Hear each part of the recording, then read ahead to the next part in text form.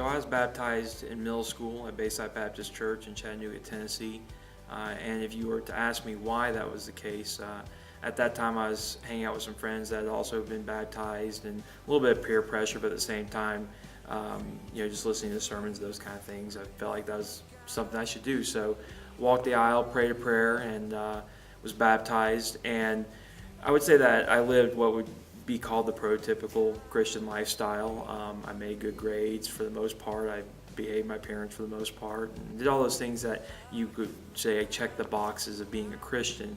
But I wasn't doing them for the right reasons, and I kind of found that out when I went to college, and I was playing football and I was drinking and partying and doing a lot of stupid stuff. I lost my scholarship and had to come back here to go to school. And even while I was living with my parents here going to school, I still wasn't living a Christian lifestyle. I was, hanging out with the wrong kind of people, just not making right decisions, but also not living for God.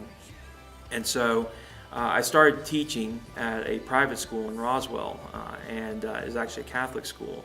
And while I was there, I was miserable. I was just distraught a lot about a number of different things. I'd put on a lot of weight.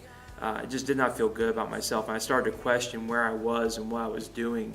And my wife gave me a book by Tony Dungy called Mentor Leadership, and I started looking at what my life was and where I was currently and where I was in relationship to God. And it was around that time that Pastor Kevin had asked me to go through some curriculum called Multiply, and through that I just realized that the entire time of my life I thought I was a Christian, when in reality I was just checking the boxes. I was someone that wanted to have the label good Christian. I wanted to make my parents happy, and I wanted to do the right things, which I don't think are necessarily bad things, but at the same time I wasn't doing them for the right reason.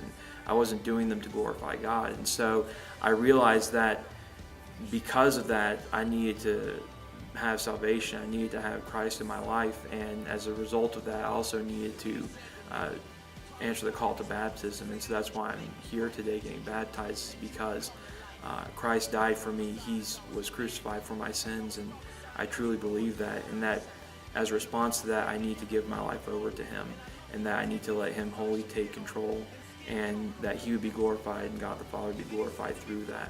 So I'm very grateful for what Christ did for me, and I just want to live my life to honor Him, and then this is a big part of that.